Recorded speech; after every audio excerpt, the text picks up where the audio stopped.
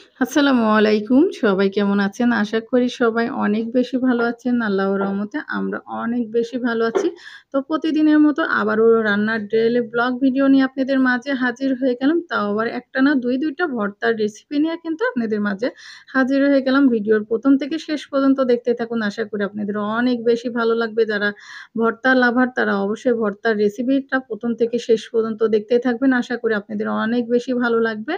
তো এখানে কিন্তু আমি ৩ টা করলা নিয়েছি আর এখানে ৪ টা টমেটো নিয়েছি। আর করলাগুলি কিন্তু ২ টা মিডিয়াম সাইজ আর একটা ছোট্ট সাইজ। আর এই টমেটোগুলোও কিন্তু সবগুলো মিডিয়াম সাইজগুলোই নিয়েছি। তো আজকে টমেটো ভর্তা আর করলা ভর্তা করব। তো করলা ভর্তাটা কিভাবে করব সেটা কিন্তু আপনাদের সঙ্গে শেয়ার করব। তো করলাটা কিন্তু অনেকেই কিন্তু সিদ্ধ করে। আমি কিন্তু আজকে ভাতের ভাবেই করলা ভর্তা করব। তার জন্য ভাতের ভাপ উঠে গেছে কিন্তু ভাতের মধ্যে দিয়ে দেব। করলাটা কিন্তু ভালো করে ধুয়ে পরিষ্কার করে নিয়েছি। এখন কিন্তু এই যে ভাতের ভাবে বসিয়ে দিচ্ছি। এই ভাতের ভাবে কিন্তু করলাগুলি সিদ্ধ হয়ে যাবে। অনেক সুন্দরভাবে সিদ্ধ হয়ে যাবে। তো এদিকে করলাগুলি ভাতের ভাবে সিদ্ধ হোক, এদিকে টমেটোগুলি ধুয়ে রেখে দিয়েছি। টমেটোগুলি কেটে নিয়েছি। এই যে টমেটোগুলি ২ টা টুকরা করে কেটে নিয়েছি। এখন টমেটোগুলি একটা ফ্রাই প্যানের মধ্যে ভেজে নিব। তো এই যে এখানে একটা ফ্রাই প্যান বসিয়ে নিয়েছি আর ফ্রাই প্যানের মধ্যে সামান্য পরিমাণে একটু তেল দিয়ে এখন টমেটোটা হালকা করে ভেজে নিব। আর টমেটোটা হালকা করেই ভেজে নিতে হবে। টমেটোটা কিন্তু ভেজে নিলে তাহলে কিন্তু টমেটো ভর্তাটা অনেক টেস্টি হয় এবং মজাদার হয়। যাদের কাছে খড়ির চুলা আছে তাদের তো অনেক বেশি ভালো হয়। খড়ির চুলাতে টমেটোটা যদি পুড়িয়ে ভর্তা করেন তো আরো বেশি মজা হয়। তো যাই হোক এখন আমাদের কাছে কিছু করার নেই। আমাদের কাছে যেটা আছে সেটাতেই করতে হবে। তো টমেটোটা সিদ্ধ হোক তারপর দেখা হচ্ছে আপনাদের সঙ্গে। তো টমেটোটা দেখতে পাচ্ছেন এই যে সিদ্ধ হয়ে গেছে আর কি সুন্দর টমেটোর পানিও শুকিয়ে গেছে। আর টমেটো এই যে সিদ্ধ হওয়ার পর যে টমেটোর উপরে যে খোসাগুলি ছিল খোসাগুলি খুব সুন্দরভাবে উঠে যাচ্ছে। তো উঠাই হয়ে গেছে আর এদিকে টমেটো ভর্তার জন্য কি লাগছে সেটাও দেখাই। এখানে ৪ টা পেঁয়াজ কেটে নিয়েছি আর ২ টা রসুন আর ৪ টা শুকনা মরিচ।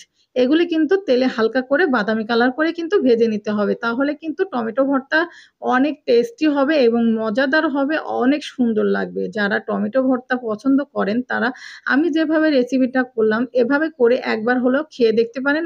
আমি গ্যারান্টি দিয়ে বলছি অনেক সুন্দর লাগবে। আর এই রেসিপিটা দেখতে হলে ভিডিওর ১ম থেকে শেষ পর্যন্ত দেখবেন তাহলে আপনাদের অনেক বেশি কাজে দিবে। তো এদিকে দেখতে পাচ্ছেন খুব সুন্দরভাবে পেঁয়াজ আর মরিচ আর রসুনটা বাদামি কালার করে ভেজে নেওয়ার জন্য আমি এই যে সুন্দর করে চুলাতে বসিয়ে দিয়েছি আর তেলে ফুটতেছে আর ভাজা হচ্ছে। আর এদিকে আরো কি করছি সেটাও আপনাদের সঙ্গে শেয়ার করি চলুন। তো এদিকে দেখতে পাচ্ছেন পেঁয়াজ আর মরিচ আর রসুন সুন্দর করে ভেজে নেওয়া হয়ে গেছে। তেল থেকে একটু ছেঁকে রেখে দিয়েছি। এখন এগুলো কিন্তু উঠিয়ে সোজা শিলনোড়াতে নিয়ে যাব। শিলনোড়াতেই কিন্তু আমি আজকে বেটে নিব। আর এদিকে টমেটো কিন্তু সিদ্ধ হয়ে গেছে আর টমেটোগুলি কিন্তু আমি নিয়ে নিয়েছি সুন্দর করে একটা প্লেটে। আর এদিকে কিন্তু রসুন আর শুকনা মরিচ, পেঁয়াজ ভাজাটা আমি কিন্তু এখানে পাটাতে নিয়ে নিয়েছি। আর পাটাতে কিন্তু খুব সুন্দর করে মিহি করে বেটে নিব। আর খুব মিহিও করা যাবে না, একটু আদা বাটা করে নিতে হবে তাহলে কিন্তু ভর্তাটা অনেক সুন্দর লাগবে।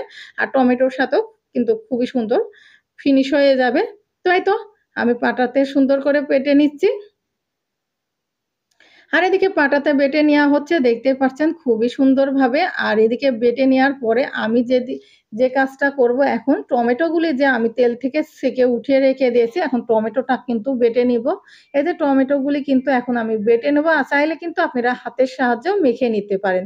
তো আমি কিন্তু হাতের সাহায্যে মেখে নিব না। আমি একটু পাটাতে ফিশিয়ে সুন্দর করে ফিশিয়ে নিব। তো এই তো পাটাতে আমি সুন্দর করে ফিশিয়ে নিচ্ছি একটু। আর মিক্স করা হয়ে যাচ্ছে খুব সুন্দরভাবে। তো এদিকে মিক্স করে নেওয়া হোক। তো খুবই সুন্দর হচ্ছে এই রেসিপিটা দেখে কার জিভে পানি আসতেছে তারা অবশ্যই কিন্তু কমেন্ট করে জানাবেন। আর যারা কিন্তু এই ধরনের রেসিপি পছন্দ করেন তারা অবশ্যই কমেন্ট করে জানাবেন আরো কি ধরনের ভর্তার রেসিপি আপনারা কিন্তু দেখতে চান।